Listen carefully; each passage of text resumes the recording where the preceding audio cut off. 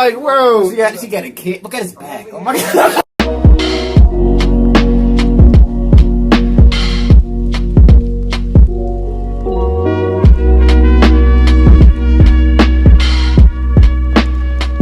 What's up, y'all? Welcome back to another reaction. This is Whatifalthist. I've reacted to a few videos of his, and this is how our world and age will collapse very soon. Yeah, I mean, I've been paying attention and looking into a lot of the stuff that's going on, and from my insight, it seems like we got about 6 more months before everything just falls to crap, or at least within 6 months, there's going to be a few big changes, and they're going to be meaningful, and if you're not already prepared, you're going to face the brunt of it. And I'm trying to get myself in a situation where I at least got like a weapon and stuff like that, so when they start getting crazy, I can start, you know, I can back off. You know, we already started planting food. My mom, you know, I'm trying to get more into that. I'm trying to get more into planting food. I'm actually thinking about getting a binder made that has a bunch of survival tactics and stuff in it. You know, different things, important information that you will need if things stop working. Like if there's no more light, there's no more electricity, there's no fan, it's hot as shit outside. I mean, there's a lot of different techniques: how to dry meat, how to start a fire, how to preserve food, how to clean your water without a filter. You know, just how to build a shelter, which shelters to have, maps. If you're living in a specific state and you don't have a map of that state in your area, you're dead. Because if you don't know where you're going, I mean, you don't have GPS, and you might not have your car forever, depending on the gas situation, but you know, you might want to have a map of some sort that's able to, you know, work around that. So I don't know.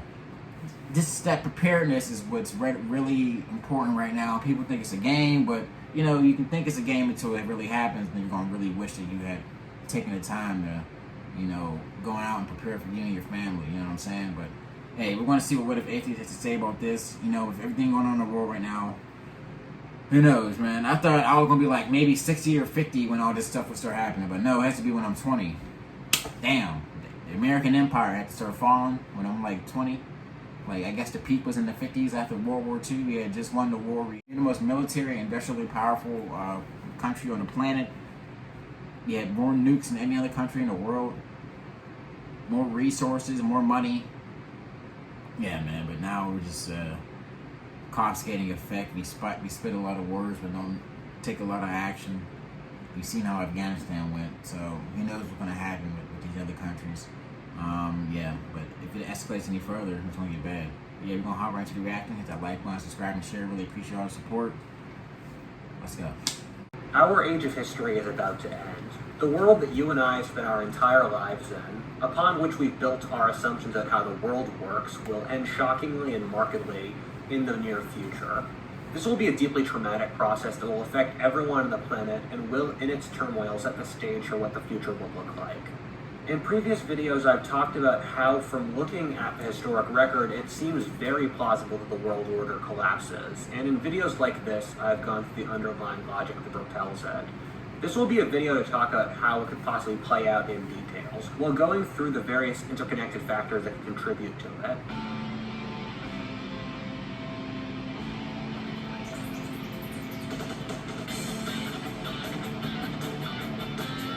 Where we're in.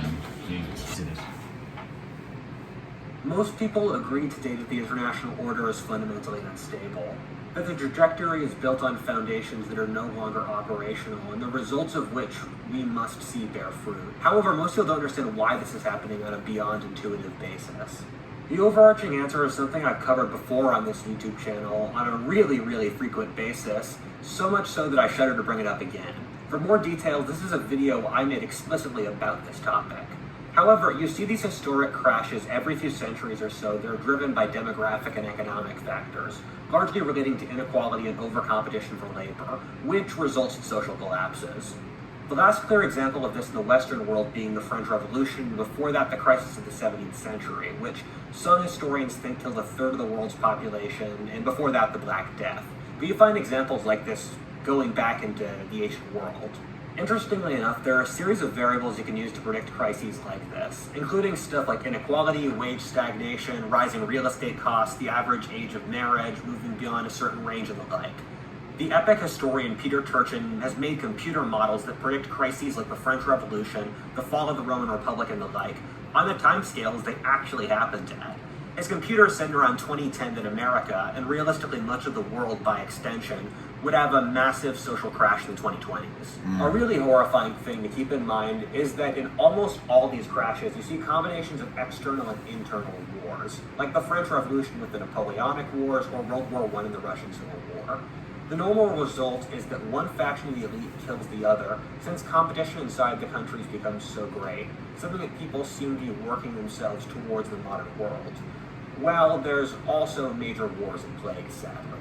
These problems normally last a couple decades, like with the crises of the medieval and early modern periods taking around 50 years, while the crisis that came with the Napoleonic Wars lasted at least 20. Goldstein, who is in this kind of work, who wrote what I consider to be the unreadable book of long cycles, in which he found that major wars occurred with shocking clockwork across Western history. Also, writing in the 1970s, found a series of variables built on economics that predicted that there would be a major conflict in the world order between the US and China in the year 2020. Interestingly enough, from my own observation, at the start of every century there's a major land-based aggressor to the balance of power, which is countered by a sea-based power which constructs an international alliance against them and defeats the land-based aggressor power. This sounds like a perfect description of US-Chinese relations today and how a war between them would likely play out. Thus, we know from the historic precedent that the world order could collapse very easily, but what are the current factors that could make this play out? How would some fancy crisis like this manifest in our real lives? There are several key triggers built inside the world system that, if pushed, would result in the collapse of the world order. Let's work through them. The first is the global financial system, which I made a video about here. This is the era of the highest money printing ever in world history. As a note, whenever we've got money printing this high historically, it always results in a social collapse. I'm not talking about a recession here, I'm talking about wars and rebellions around the world. Then on top of that, compare by how much more the current money printing crisis is compared to any other era in history. The key problem here is that due to inequality, most young folks are barely getting by as is. And so if the standard of living is lowered even further, it'll breed further radicalism, dissent, and collapse. Just look at the events like January 6th or the Chaz rebellions, and then imagine that magnified across the globe. The horrifying thing is that it looks like the elite is totally disconnected from the real population, as we've seen through many countries' different COVID policies. I mean, the Biden administration literally said it would respond to inflation by printing more money. I think we'll look forward to stagflation, or high unemployment and high inflation. A really bad combination for economists and governments, since responding to one of those basically makes the other one worse. I can make this sound like a purely American problem, which it really isn't. Most governments around the world are printing money at very high rates, and in China the problem is by far the worst of anywhere in the world. This degree of money printing has negative effects on all of society, but these are made most manifest in China. For example, inflation tends to result in housing prices going through the roof, since people invest in real physical assets that don't lose value like the money does. However, this has resulted in China having some of the highest home-to-wage cost ratios of anywhere in the world, leaving the average Chinese person with no chance of basically supporting a family or moving into a comfortable middle age. At the same time, economic crashes tend to hit the third world very hard, given that they're often very dependent upon wealthier markets for exports or capital. Thus, it wouldn't surprise me if an economic crash, starting in China or the US, would promulgate state collapses and collapses in order in the third world. As an update to the video I released on why I thought we'd have an economic crash a year ago, in many ways it's become common knowledge among people in the know, where many people just assume the market will crash now. As an example of this, I'm sure some of you have seen the famous update from tech startup accelerator Y Combinator telling their startups to basically prepare for the end times. I could have told you all of that stuff before, but the Ukraine war has further pushed this inevitable crisis forward, promulgating a couple sticking points that will tear the world system apart. The biggest and scariest is food. This is something that Peter Zeihan, who is one of the most respected people in the geopolitics industry, has been saying for a long time, but I really didn't believe him until I started to see what happened in the aftermath of the Ukraine war.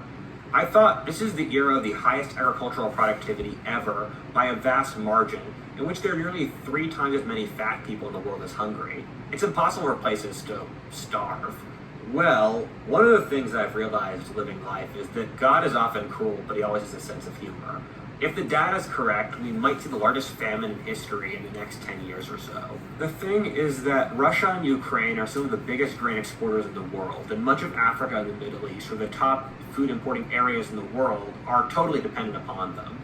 Both Russia and Ukraine have stopped exporting grain due to the war. Much of the third world is operating on grain reserves that won't hold until the winter, in which there is basically no one to export grain to.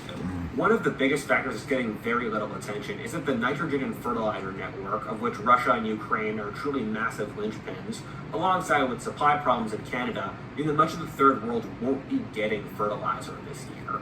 This might not sound like a big deal to most normal people, but it's honestly the biggest deal in the world. The reason that the world's population is 4 times what it was during World War II, but we're all better fed, was due to the massive rise in agricultural productivity since then, concentrated in third world countries.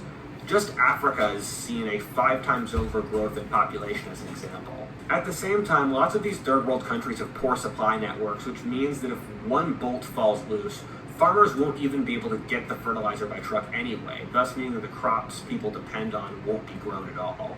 At the same time, the other main agricultural powers are having problems. The United States, one of the world's agricultural juggernauts, is seeing its own supply problems that will make this harvest really depressed. The supply chain just isn't operating properly to see proper agricultural outputs that you would need. At the same time, this has been a really terrible harvest in the upper Midwest, where American agriculture is concentrated. The US won't starve. It's a massive food exporter, and so it'll just keep selling food abroad. But this would in turn have horrible and deleterious effects in the rest of the world, which is dependent upon American grain.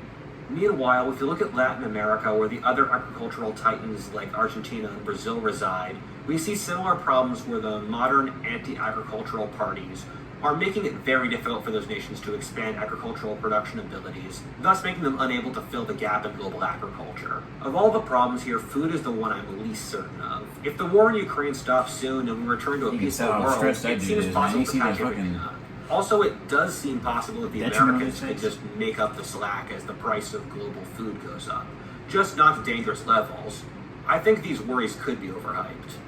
However, a point you can't fail to emphasize is that if this does go wrong, it will go wrong by this winter, meaning we have less than 6 months where the world would go to shit. A major pressure point connected to this is oil. The modern oil market is possibly the best orchestrated thing in the world, spanning continents and oceans, operating at remarkably low costs. However, it's very easy to disturb. Just look at how the Russia and Ukraine war was able to result in doubling the price of international oil. Yep. However, if we're adding massive food problems in the Middle East, one of the largest food importers in the world, upon which the old world is dependent on oil from, we'd see mass shutdowns of oil production in the area, which would further skyrocket the price of oil. This would hurt East Asia disproportionately, the area of the world most dependent upon foreign oil. However, oil is so integral to the global economy that to raise its price by a large margin would result in massive, untold global implications and problems. Which brings us to a grim piece in this puzzle, China. Talked about in this video, China really doesn't look like it's in a good position. Like, I think everyone in the world, and I'm betting even the Communist Party here, I honestly don't have a good understanding of what's going on in China right now. However, after 2 months of brutal lockdowns driven by a desire to suck up to Xi, to summarize in bullet points, Xi has built his honor off defeating COVID, and yet he is opposed by various internal factions in China. You know, he's going through a few different things right now, but when he's talking about the global financial system and how that's set up, yes, that was something that we had talked about a little while ago on the channel. Gold and Silver with Mike Maloney. I would say go check out his channel if you want to get a more detailed aspect of how the American financial system is working and how it's been set up around the world. That through our printing money and backing, that we're able to prop up other countries who use our money to buy resources such as the oil, which he's talking about. But that oil is not even being sold.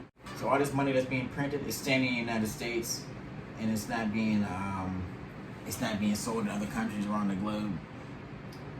So that money that you were seeing fluctuating around the world, it's now coming all back to the United States, and it's causing the rise in inflation to come up even higher, and then thus the money's worth even less, even though the money's been worth nothing since they stopped backing it with gold in the 70s. Thank you, Nixon, for that.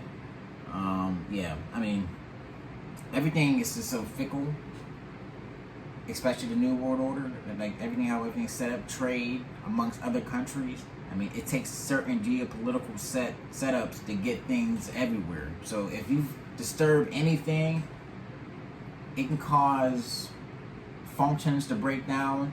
It can cause like trade highways to stop. I mean, it can be detrimental to certain countries around the world.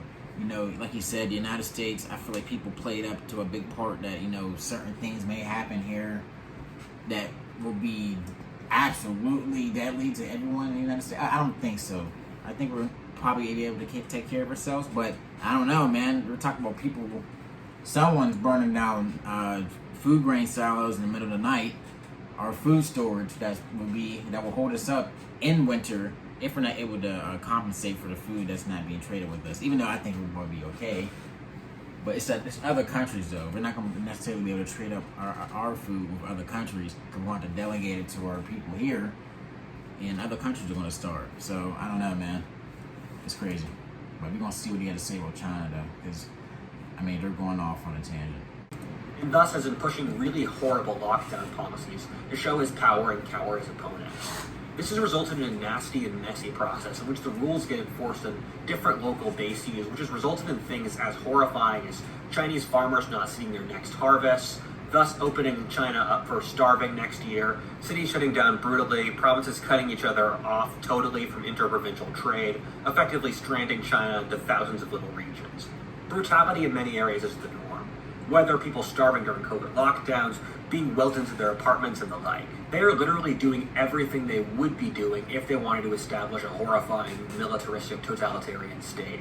They've shut off Chinese from visiting foreign countries, they've banned studying foreign languages, they're stockpiling food and oil and raw materials, they're amassing an army to attack Taiwan, they are posting extremely aggressive nationalist propaganda and saying in their party mouthpiece newspapers they want to have a war with America. A reason China is being so aggressive is its aging crisis. This is again something I've talked about ad nauseum before in previous videos, but the world's aging crisis is about to profoundly start disturbing nations. The world's population in many countries is about to halve over the next 60 years, including China, Russia, Germany, or Japan. Meanwhile, look at the poor countries that stand with no ability to support their elderly and thus would have cascading effects of a gray wave that would destroy their societies with decreased ability for the young to make businesses, have kids and the like, which would just make the problem worse. In places like China or Russia, this will destroy their governments, which is why they're being so aggressive now.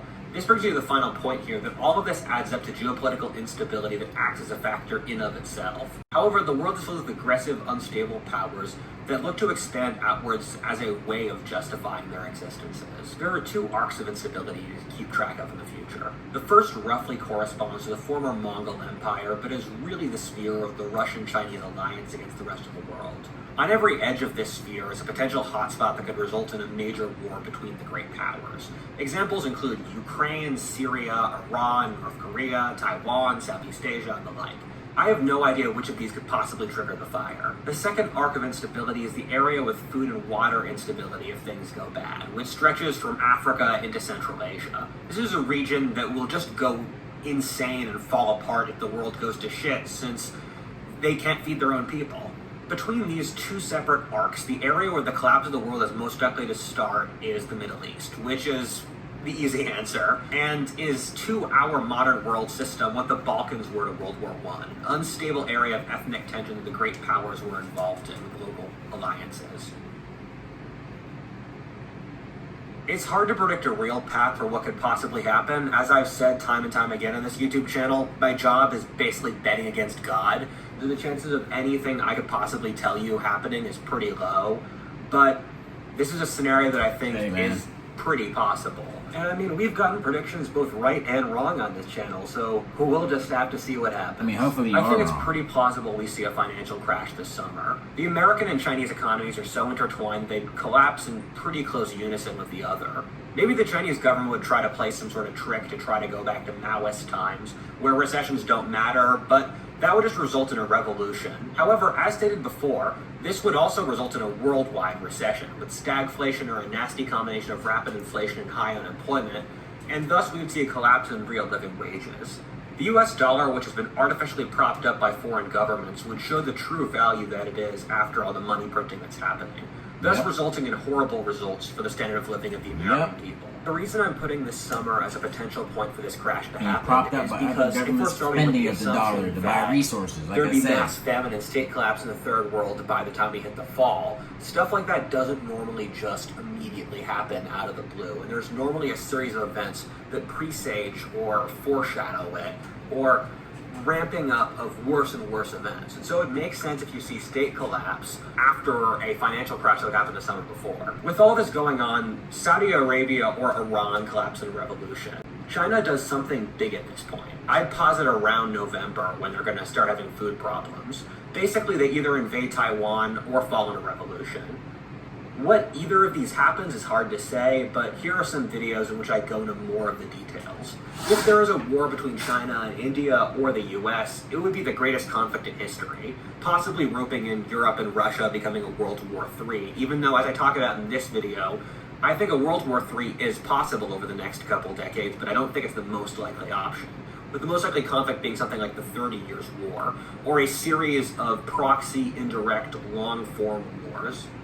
Russia and China probably wouldn't win these conflicts. Every century we see the 20-year or so conflict where the land-based powers rise to challenge the sea-based one, and the sea-based one wins by building the strongest coalition, and this fits perfectly for this situation. At the same time, the Russians, who are the key Chinese ally, have performed really poorly in Ukraine. And as well as that, China's reaction to COVID and their latest lockdowns is also showing a lack of cohesion and corruption, probably weakening their military.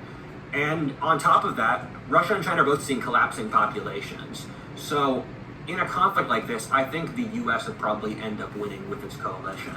Afterwards, due to supply problems and the population collapses that would be bearing fruit, driven even further by more young people dying in wars and struggles, we would see much of Eurasia collapse into a horrifying warlord period. The worst part of this crisis would happen now, in next winter, if grain and agriculture goes as bad as possible, Africa and the Middle East would have mass famine, killing tens of millions at least. Many people will try to flee across the Mediterranean to Europe, only to have Europe strongly turn against immigration and shoot migrant boats in the water.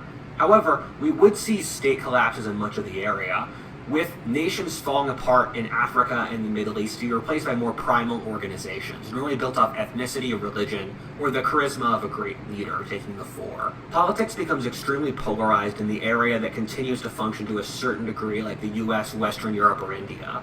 You would probably see the government have trouble carrying out its orders, with, say, many cities in America being controlled by left-wing gangs, while right-wing militias would be skirmishing them in suburbs, while the government is unclear about what it should do lest it cause a civil war. However, over time in all these areas, politics gradually switches to the right, as a reaction to the historically left-wing post-World War II order. The worst possible, but still out there option is these countries becoming military dictatorships. I make this sound horrible, and don't get me wrong, it is. However, I like to have the ending I normally have, that if we can get through this, it'll be worthwhile. Almost always, the greatest golden ages follow the worst struggles. The 50s couldn't exist without World War II, and the Augustan golden age after the Roman Civil War. I can tell you what will end, but I can't tell you what will come next. I've been paying attention to these little small things, and this is keen to see him play out like this articulately through time. I mean, yeah, like you said, maybe this summer we're going to see something crazy happen around the world. You know, like maybe the financial system will collapse because, like you said, it's being backed by other countries. But other countries don't seem to want to get with the program, especially now that they're not necessarily so sure if their alliance is going to be propped up by other members. Is Russia going to attack us? I mean, you're seeing countries scramble for NATO memberships and EU memberships, but it's like if you look at the overall military budget of those countries in Europe, it's fickle. It's nothing compared to the United States and what Russia spends. Overall, Europe's military might is pretty much an extension of the United States. So, you know,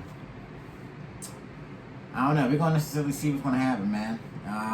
It's getting crazy out there, and like I said, I like to react to these type of videos so we can talk about them and we can kind of bring in these kind of aspects and ideas, because when these things sit in your subconscious, it allows you to think plan and prepare, and that's what I want you guys to do. That's what I'm trying to do, and just be on the lookout because we don't know what's going to happen in these next few months. It's probably going to get a little bit more crazier. But yeah, hit that like button, subscribe, and share. Really appreciate all you guys coming back to the channel. I'll see you next time. Peace.